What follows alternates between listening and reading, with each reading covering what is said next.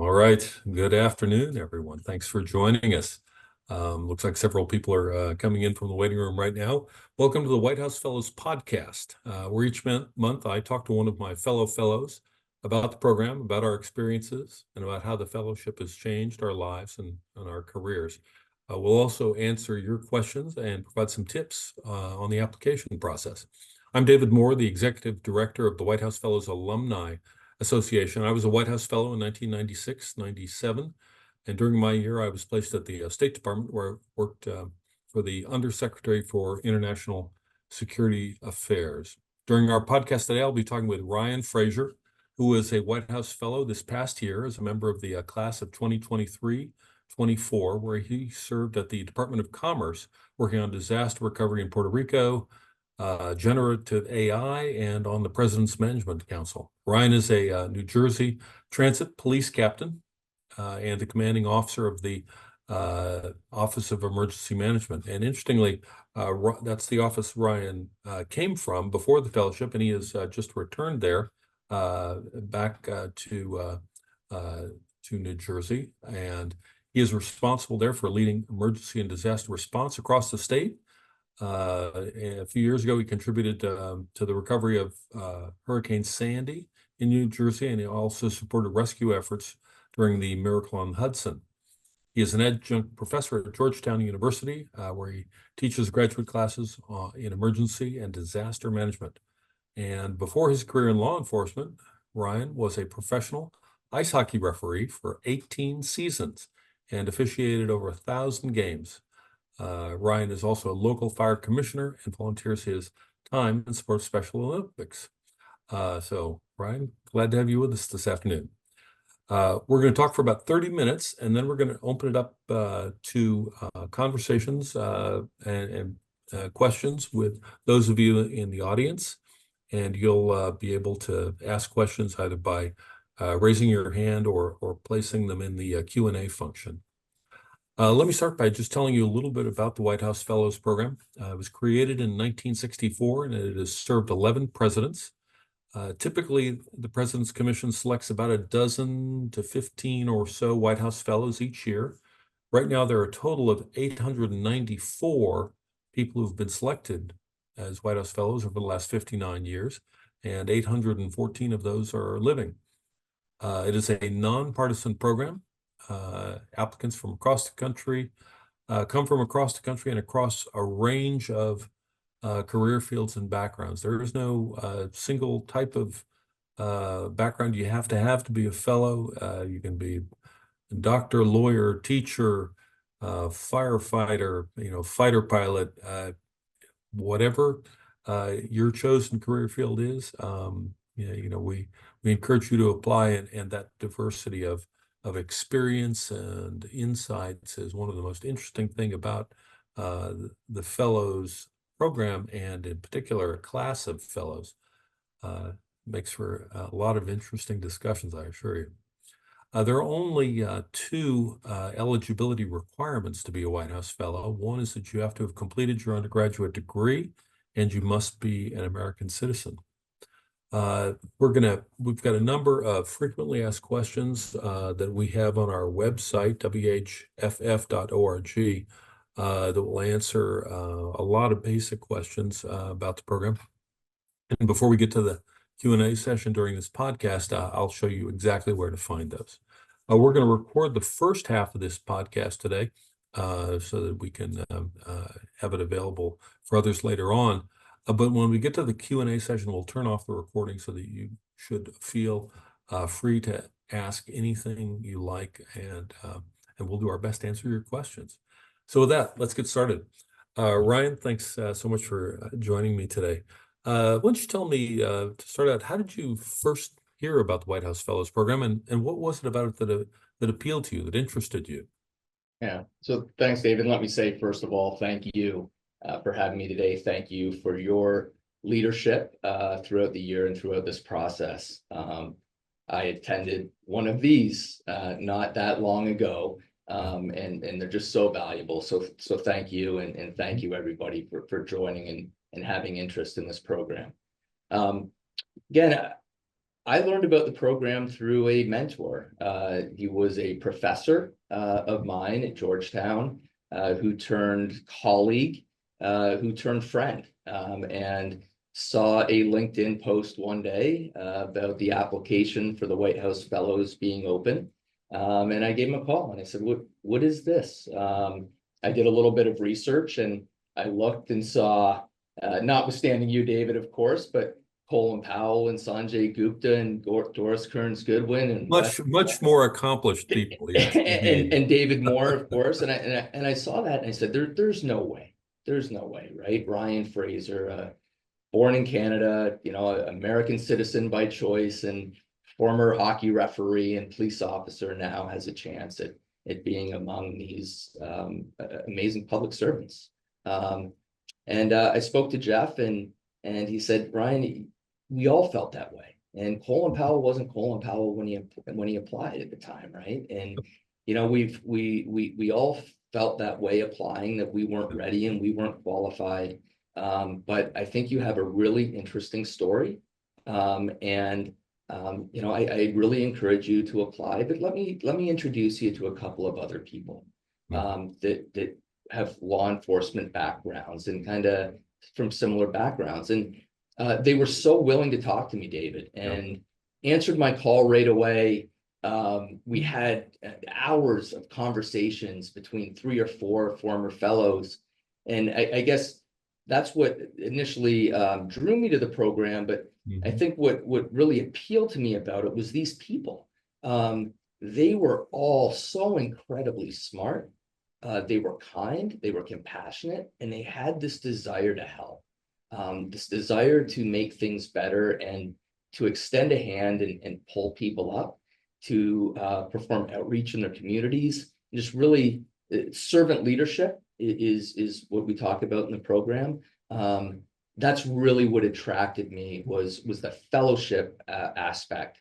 And then again, the opportunity to peek behind the curtain in the highest levels of the federal government, to work closely with White House officials and cabinet secretaries, to be able to have off the record candid conversations with leaders from government, academia, private industry, and then again, bringing it back to those 14 other amazing people that I had the pleasure of serving with that became family to me over the past year.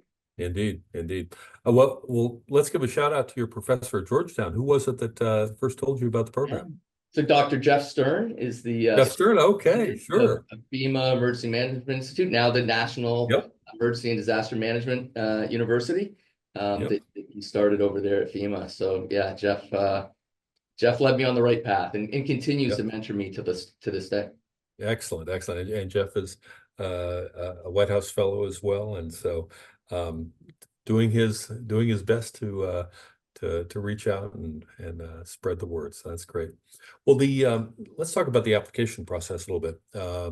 For those who've joined us on the call, they probably know it's a fairly daunting application process. It begins with a written application with a series of essays, and then from that written application, we select about 108 regional finalists who go through a day and a half of interviews. And then from that group, about 30 national finalists are selected for 3 days of interviews, quite intensive. And then from that final group, about 15 or so are chosen to be White House Fellows. So Ryan, I'm curious to know what all of us who've been through this selection process have moments of both exhilaration and terror at various stages of the process. What were some of the moments during the application process that stand out to you that you remember most vividly? Yeah, well, I'll tell you. So I applied 3 times, right? So I'm fully aware of the application process as I went through it a couple of times. But listen, you're right, David. It's not an easy process, and it's not designed to be, right? Again, off the record conversations this year, so I won't credit the source, but somebody said, you don't do easy things to do hard things. You do hard things to do hard things, and hard things are really, really rewarding. And that kind of struck home. this year it's a hard year. It's service, it's a gift, it's also an obligation. And we run on all cylinders for 12 months, in all pillars of the fellowship. So it's a daunting and can seem daunting application process. That being said, it is one of the most rewarding parts of this fellowship, I think, Hmm. is that application process.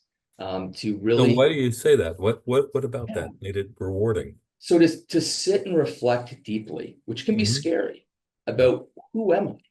What do I stand for?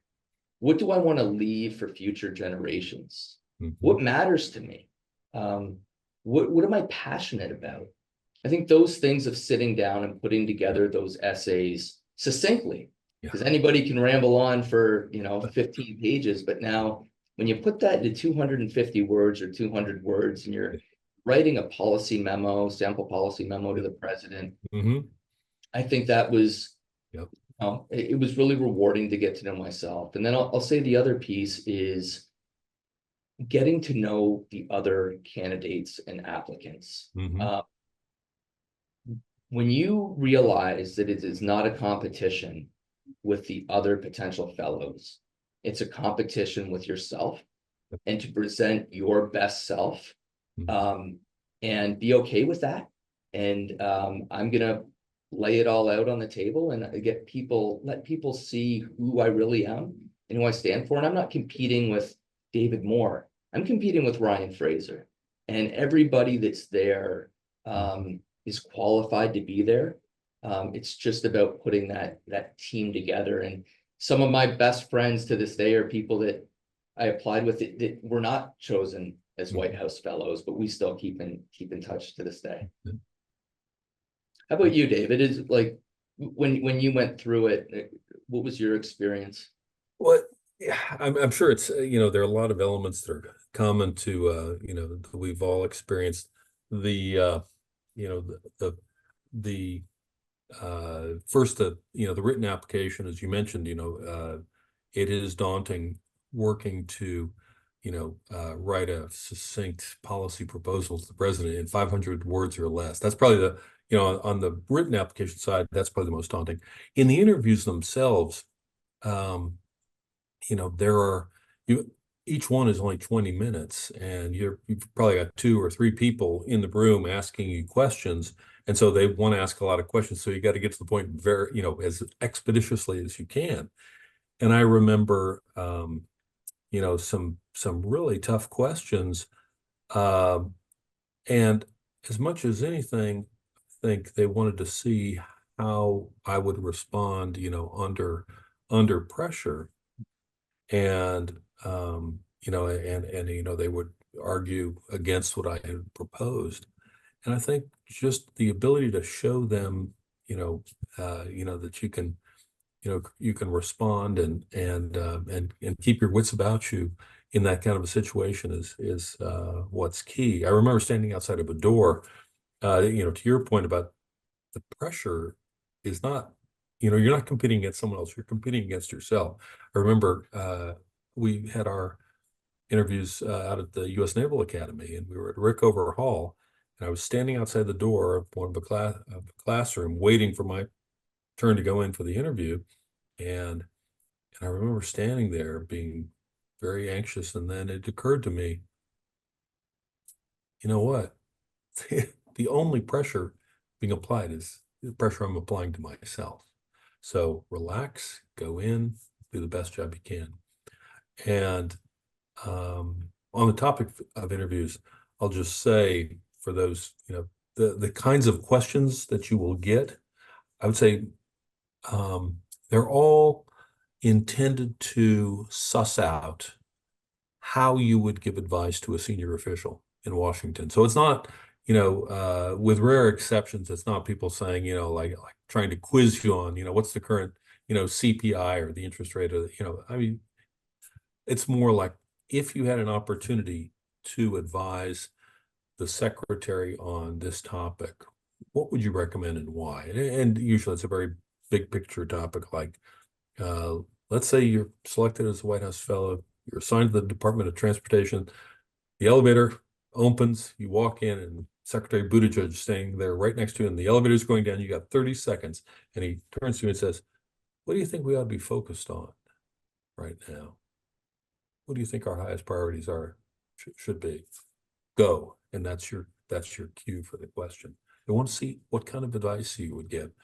And so those are some, sort of broad brush, those are some moments. And then I remember fiddling with a packet of mustard in my suit at lunch one day at Nationals and thinking just in time, why are you opening this thing? Why are you running the risk that you're going to spurt mustard on your tie? Throw it away. Focus. Situational awareness. So how about you? Any moments like that stand out? I mean, everybody deals with preparing differently, right? So we were at a local hotel in Washington, and we would go. The rooms were set up for interviews, and names were on the door. And that's another piece. The people that are appointed commissioners are just, besides being incredibly successful and talented, what a privilege to get to know them. And they all want to get to know you, right? They're Yeah. picking a fellowship class, but they are curious people, good people that want to get to know you. So what a privilege to Ted Olson comes to mind right away. Is just the historic figure that was just so incredibly kind. And I could go on and on, so I won't name them all, but just incredible. But I remember we go up in panels, and I would pace the hall. So I would walk back and forth. You had to be there 5 minutes early, and I would walk back and forth. We had a fellow that would sit on the floor and kind of rock. We had somebody that would eat Mentos. And after a couple of interviews, I turned to one of the candidates who was selected as a fellow, good friend, and I said, "I'm sorry. Am I making you nervous when I pace?" And she said, "Ryan, I would be so nervous if you weren't pacing. Like, that is therapeutic." So I remember that, and didn't realize I was doing it and walking down. And then, the knock on the door comes, and it's game on, and it's like exposing yourself. Tears were shed in interviews. It's really, again, to go back and say, I am going to be an open book and leave it all out on the table. And this is who I am. This is what I stand for. Here's my why. And let the chips fall where they may. Yeah.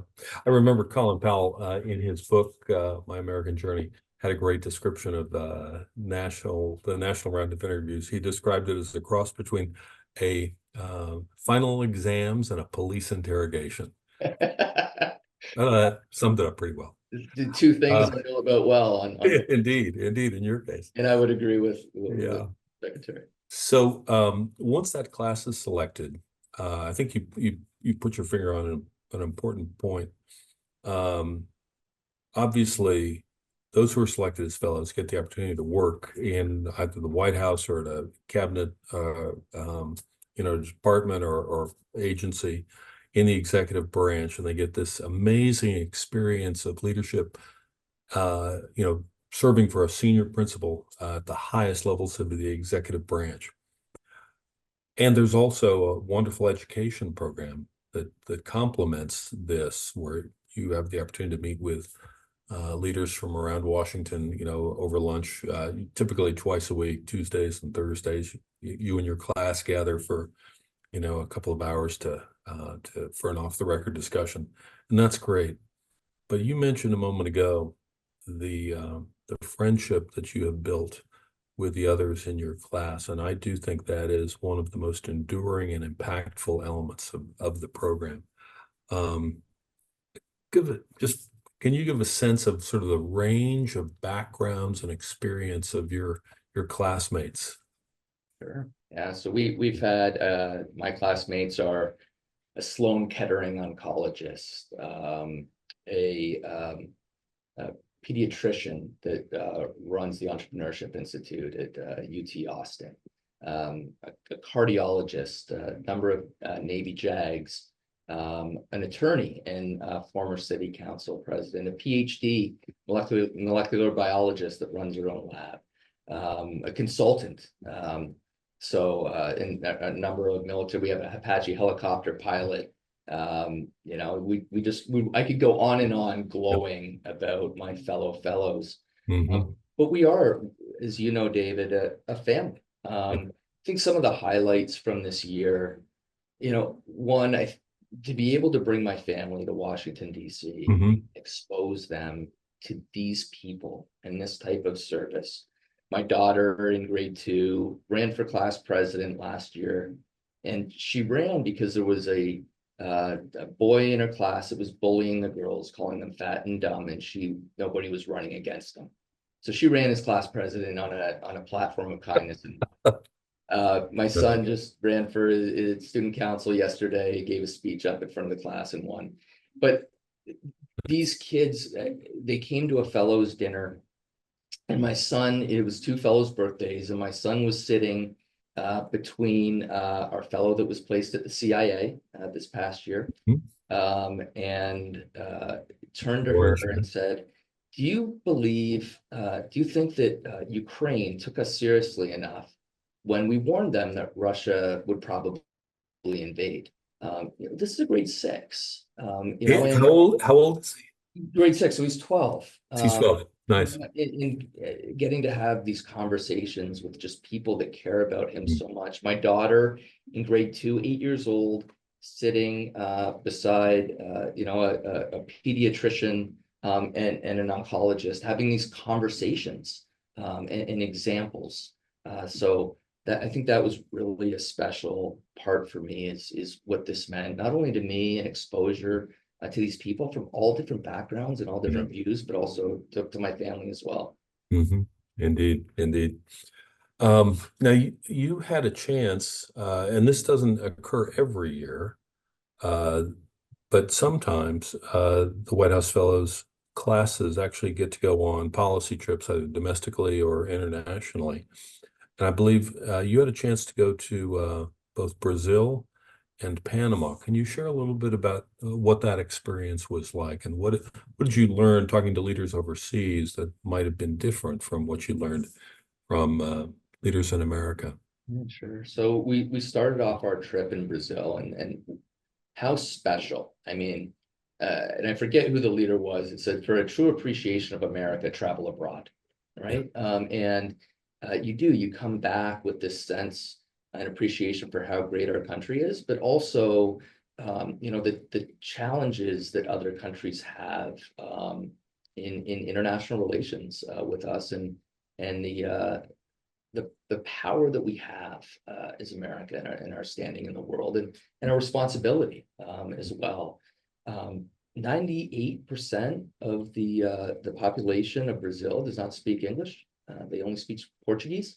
So I mean, that was just a kind of a shock to me. I didn't have that perspective. Most people in America don't know a heck of a lot about South America, and I was no different. Walking in, how closely our economies are tied, some of the real challenges that they're facing with climate change that's affecting them. We met with indigenous populations in Brazil and in Panama.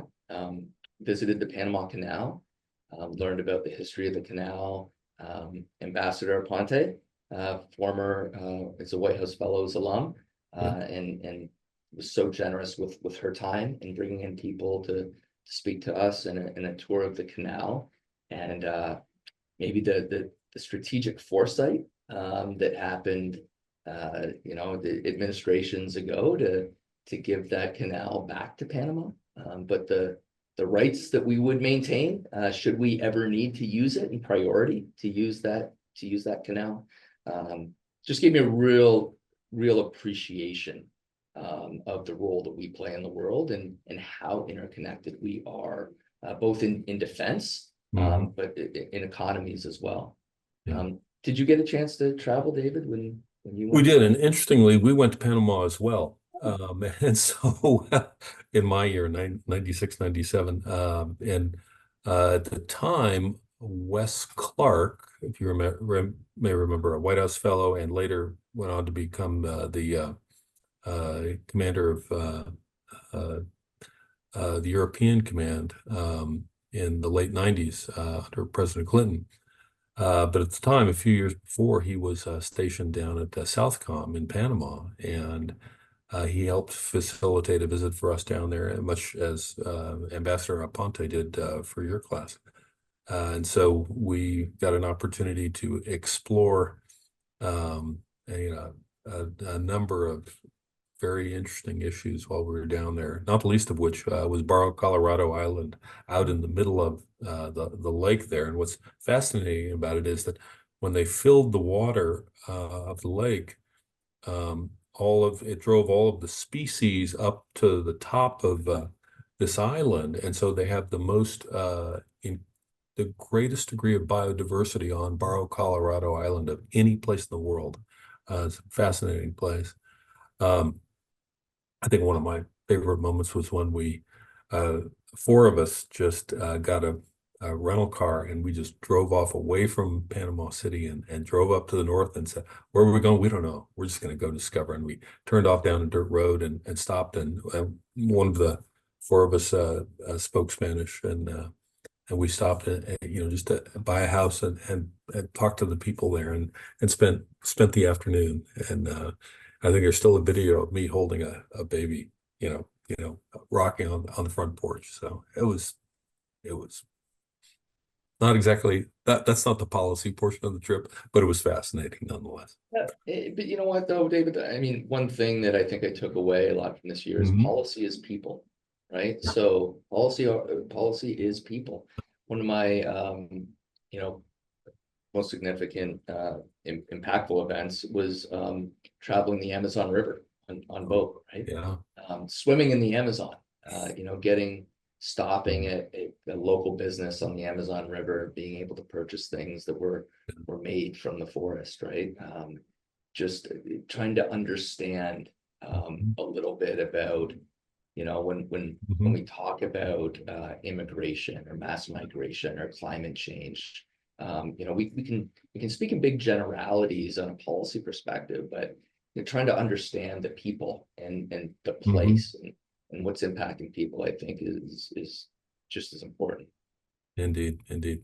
Well, we're going to turn it over to questions here in just a couple minutes. Before we do though, and this is an interesting question for you, I think, Ryan, in that your fellowship year just came to a close about 2 weeks ago. So you are literally, I'm sure still processing, its meaning, its impact, but at this sort of taking these first couple of steps back into the rest of your life after the fellowship, any observations or insights at this point or inklings of how this may um, change your opportunities and insights going forward?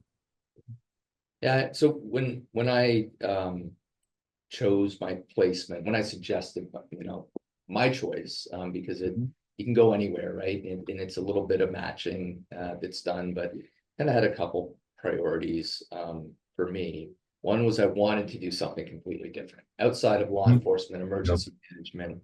I wanted to work with really great people. The people, the atmosphere was really important to me. Mhm. And I wanted to work very closely to a principal. So I got all that with the Department of Commerce, 13 bureaus, 50,000 employees. I work primarily for Deputy Secretary Graves, who is just an incredible, thoughtful leader, and the staff that he surrounds himself with. I will share this. I said, "How do you put your staff together? What are your expectations of me?" And he said, "No jerks, no peacocks, no whiners." So I thought that was I'm really going to write powerful. that down. No jerks, no No jerks, peacocks, no no whiners. peacocks, I no like it. whiners. So um, I think coming back, what's happened is you don't realize how much you grow over a year. It's a forced growth.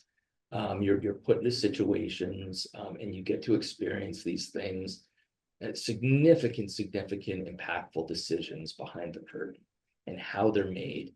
And you learn efficiencies, you see inefficiencies, you bring this all back, and now it's, what do you do with that, right? And I think that's where I am right now. I'm really blessed to have a boss here coming back to that really values the fellowship, supported me when I applied. The CEO of New Jersey Transit. I come from a very supportive agency coming back to. So we're working through that now, David. Like, how do they best utilize the things that I learned and grew over the past year, and then how do I best support them and continue to grow? How can they support me? So we're working through that right now. Have a couple of things in mind, but we'll see how that goes. And then the next question is, how do I continue to give back with this special gift that I was given, and continue to give back and utilize that in my local community as well. Super.